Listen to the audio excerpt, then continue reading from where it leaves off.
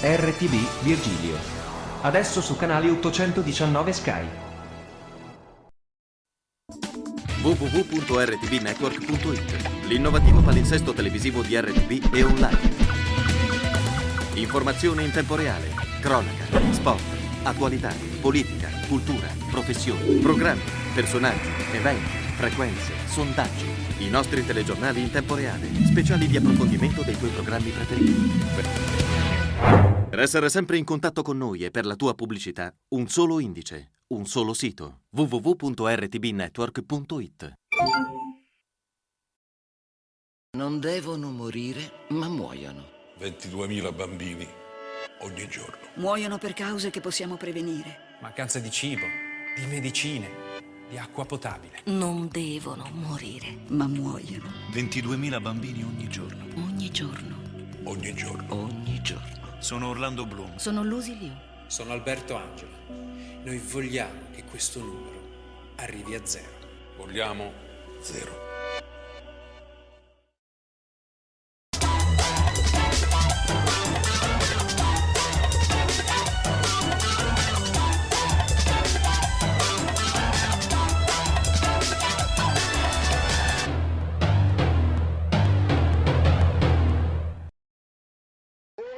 Qualunque cosa succeda d'ora in poi, in Senegal si è ufficialmente aperta la guerra delle alleanze, che se andrà al ballottaggio dopo le presidenziali di domenica è ormai un dato certo.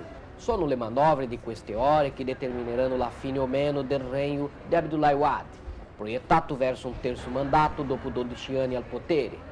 Se il loro candidato arriverà in testa alla competizione, il Partito Democratico Senegalese e i suoi alleati sonderanno ovviamente ogni possibilità d'accordo con le altre forze politiche secondo modalità da convenire di comune intesa, ha detto Wade parlando di sé alla terza persona.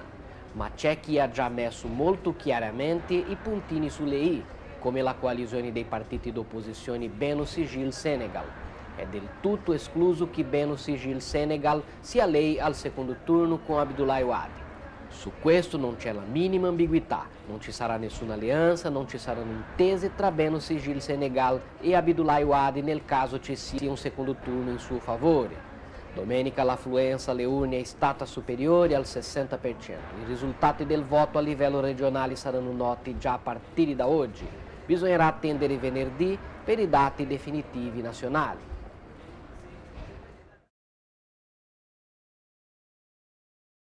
L'Europa preoccupa il G20 finanziario. Vecchie e nuove potenze economiche del pianeta, riunite a Città del Messico, sono al lavoro per risolvere la crisi europea del debito. Il Brasile tira le orecchie a Bruxelles e chiede di implementare il Fondo Salva Stati. Il gigante sudamericano detta le regole in cambio di un suo aiuto. I mercati emergenti daranno il loro contributo quando saranno soddisfatte due condizioni, ha detto il ministro delle Finanze di Brasile, Guido Mantega. Innanzitutto, rinforzare il firewall, che significa fare meglio di quanto visto fino ad ora con il Fondo Europeo di Stabilità. Poi, soprattutto, realizzare la riforma del Fondo Monetario Internazionale. Ad esortare l'Europa ad agire con rapidità anche il segretario al Tesoro statunitense Timothy Geithner, che parla di sistema finanziario sottocapitalizzato. Per il responsabile dell'economia di Washington, il vecchio continente non è al riparo da un fallimento finanziario. L'Unione dovrà dissipare i dubbi del G20 nel prossimo Consiglio europeo di inizio marzo. All'Eurozona appare difficile digerire il fatto che altri paesi impongono la sua agenda. Lo fa capire il ministro delle Finanze tedesco Wolfgang Schäuble, che sottolinea: non c'è bisogno di mettere ancora denaro.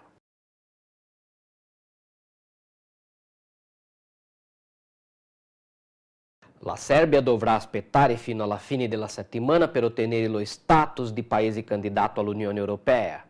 In tournée diplomatica a Bruxelles, il presidente serbo Boris Tadic ha ottenuto solo una raccomandazione dai ministri europei. L'approvazione finale arriverà al summit dei capi di Stato e di governo. Ci aspettiamo una decisione finale positiva, ha detto il presidente serbo Tadic. Ma ora stiamo parlando di alcuni problemi tra la Serbia ed alcuni Paesi membri. I ministri degli affari europei hanno riconosciuto gli sforzi compiuti dal governo serbo per normalizzare le relazioni con il Kosovo. ma in questa riunione la Romania ha tentato di bloccare l'accordo chiedendo maggiori garanzie per circa 40.000 persone di una minoranza romena in Serbia. Una mossa che ha sorpreso questo giornalista della TV serba.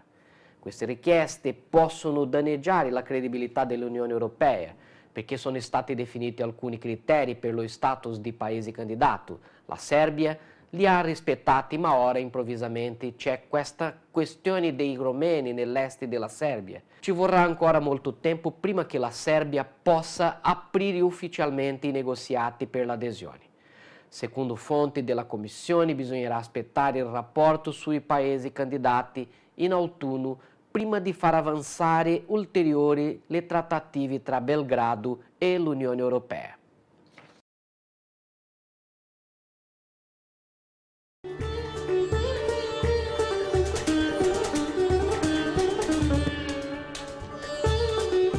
Rasqueira è un villaggio spagnolo di circa 900 abitanti che, come tanti altri, risente della crisi.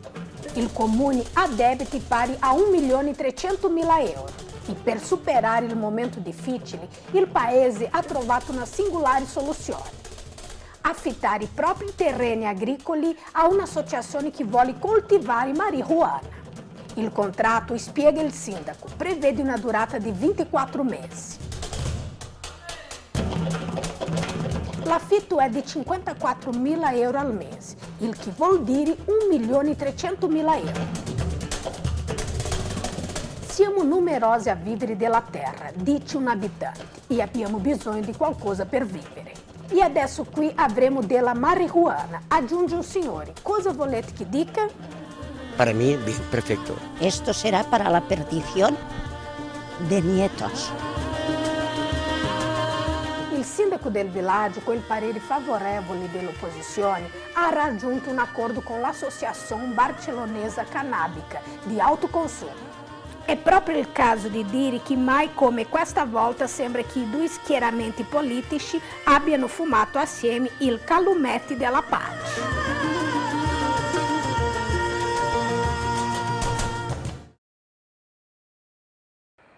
Dalla crisi del debito alla crescita, dal patto fiscale agli investimenti. L'Europa reclama la fase 2, a Bruxelles si mette da parte il rigore imposto dal governo tedesco e si punta al rilancio di crescita e occupazione, nel giorno in cui la disoccupazione dell'Eurozona si attesta al 10,7%.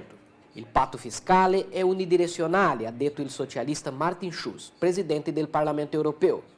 Non si possono solo tagliare i bilanci, abbiamo anche bisogno di stabilire obiettivi e strategie di investimento, perché altrimenti non creeremo crescita e posti di lavoro. Nuove sfide e vecchie leadership per il Consiglio europeo che ha confermato il presidente Herman Van Rompuy. L'ex premier belga, 64 anni, rimarrà fino alla fine del 2014. Ecco le priorità dell'Unione Europea nei prossimi mesi: rivedere entro la fine di marzo la capacità del Fondo Salva Stati e subito dopo concentrarsi sulla crescita. Per il primo ministro italiano Mario Monti il peggio è ormai passato. Le azioni preliminari che la Grecia doveva compiere sono state regolarmente compiute e che quindi adesso manca solo il passo dell'accertamento dell'avanzamento del PSI. Il PSI a cui Monti si riferisce non è una sigla da partito, l'acronimo sta per Private Sector Involvement. Si tratta del piano di coinvolgimento dei privati che dovranno comprare parte del debito e delle perdite dello Stato greco.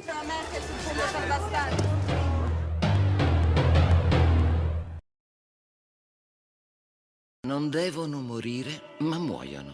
22.000 bambini ogni giorno. Muoiono per cause che possiamo prevenire. Mancanza di cibo, di medicine, di acqua potabile. Non devono morire, ma muoiono. 22.000 bambini ogni giorno. Ogni giorno.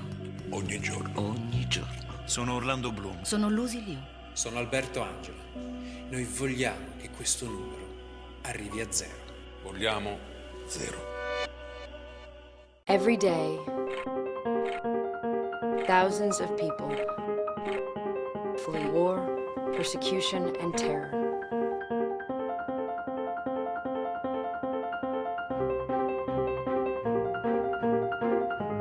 I'm Mahdi. I'm Talia. I'm Elizabeth. I'm Shojiro. I'm Ayaka from Japan. From Iran. United States. Pakistan. And I believe one refugee without hope is too many. one refugee without hope is too many. One refugee without hope is too many.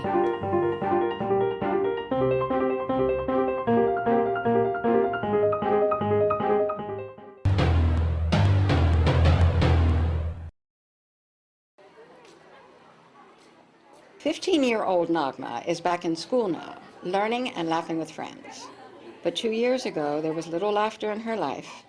This spirited girl, who loves to read and does it very well, spent 6 hours a day sewing decorative beads onto fabrics instead of learning. Her earnings, less than $1 a day, were needed to help her family scrape by. Thanks to the Right to Education Act passed in 2010, all children in India between 6 to 14 years of age are guaranteed elementary education. For many poor children, however, school remains out of reach. In Moradabad, a bustling city of 900,000 people in Uttar Pradesh, a child rights project supported by UNICEF and funded by IKEA Foundation is making the act a reality for poor children like Nagma. Urban life in megacities like Delhi, Mumbai, and Kolkata, and smaller cities like Moradabad, now dominates the globe. Over half the world's people live in cities and large towns, including more than 1 billion children. In India, nearly 370 million people live in urban areas. Cities are magnets, but their promise of a better life is rarely kept for the estimated 97 million who live in urban poverty in India. Life in overcrowded and unsanitary urban slums is especially dangerous for children's health, development, and welfare. More than 14,000 girls and boys living in 101 slums of Moradabad were found to be not in school, and so at high risk for being drawn into labor.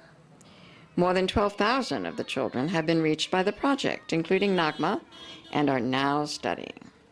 The project also reaches poor families and children with critical lessons on health, hygiene, education, and protection through community mobilization groups. Nagma is an active member of one of these groups. One message she never tires of sharing with friends and across her community is that families should keep their children in school for the good of the family as well as the good of the child. I would like to tell all parents, don't let your children work. Instead, make them study like I am studying. I want to become successful, and so should your children, so that tomorrow they become your support. From the ages of 8 to 10, Anas spent 10 hours a day, 6 days a week, fanning the furnace fire in a smoke-filled workshop in a Moradabad slum, where metals were melted down and molded. He earned less than $0.25 a day. Anas retains a reminder of the dangers in such arduous work. His foot is scarred where molten metal burned it. Now he is 11 years old, out of the workshop and doing well in school, another beneficiary of India's Right to Education Act and the UNICEF-supported Child Rights Project. Like any child, Anas enjoys playing, but concerns that led him into labor still seem to haunt him. His grandfather is ill and in need of costly medicines, which the family struggles to buy, on earnings of approximately $60 a month. So Anas plans to become a doctor to help his grandfather get better. He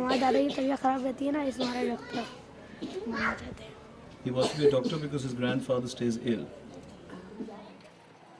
Moradabad is renowned for its decorative brassware and metalwork, attracting workers who find both employment and lodging in the city's grim slum areas. Manufacturing may thrive here, but it's a congested and hostile environment for children. Open drains line the crowded alleys, and the air is polluted by engine exhaust, soot, metal dust, and the coal-fueled furnaces of the workshops. School is an oasis in the chaos, and without it to define their days and touch their imaginations, children are easily drawn into labor. The concentration of wealth in urban areas hides the ugly face of urban poverty. Children of the urban poor are more exposed to violence and exploitation. To protect them, we need to ensure that they are in school, and that their potential is fully realized. The Right to Education Act, adopted by India in 2010, provides the right framework for this to happen. Back in Nagma's school, another day draws to an end, but for the teenager, it's the beginning of a life free of labor and time, finally, to enjoy childhood once again. This is Patricia Lone in Moradabad, India for UNICEF Television. For more information, go to unicef.org.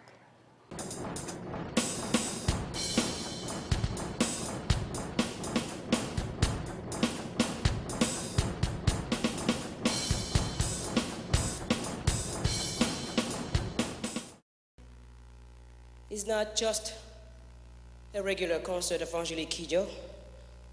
It's a concert that I want to dedicate to all the little girls and women of the world that suffer from FGM.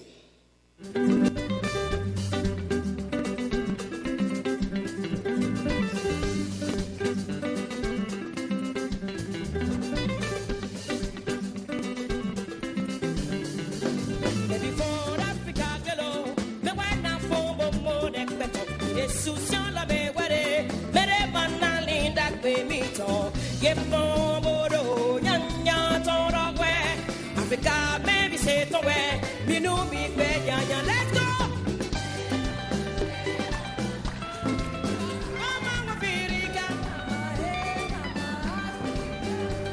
Me de le chimbo chichani, wa me de le fono nuwa. Me nanto nuto wekelo, yamado nunde wa wenino.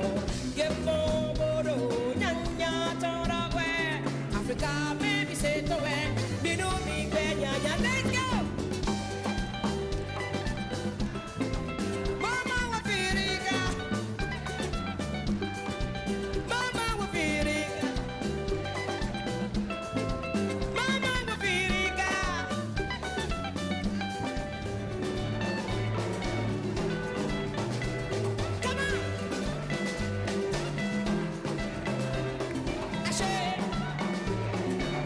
Let me hear you, come on, everybody.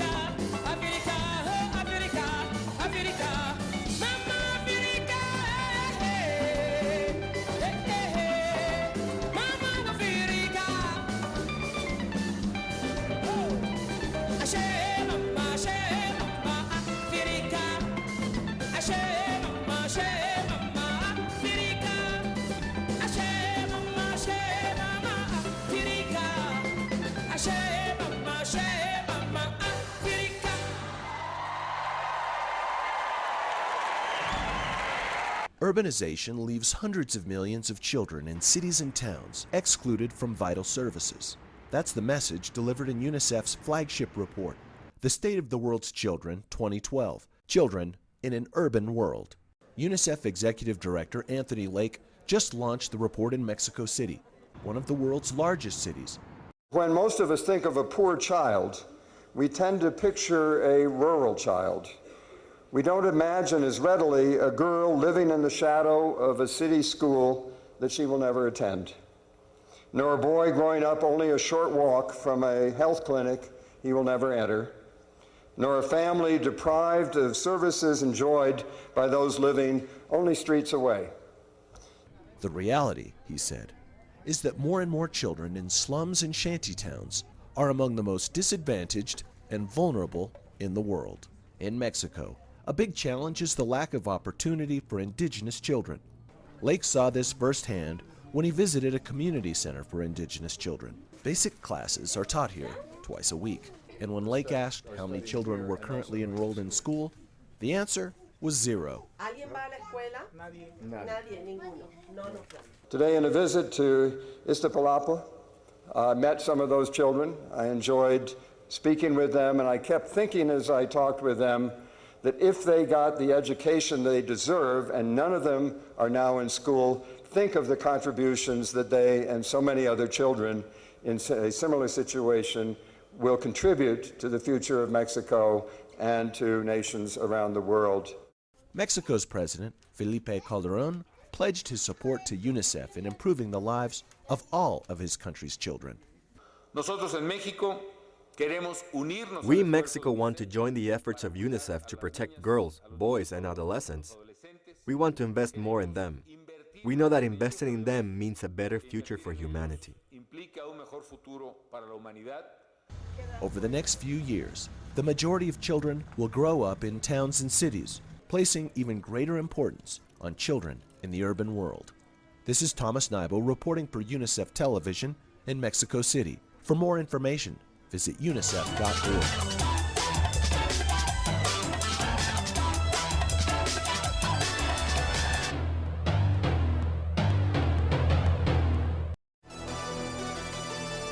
RTV Virgilio. Adesso su canale 819 Sky. Every day,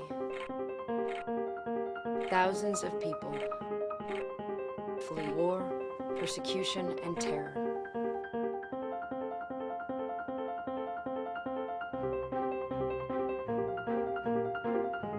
I'm Mahdi. I'm Talia. I'm Elizabeth. I'm Shojiro. I'm Ayaka from Japan. From Iran. United States. Pakistan.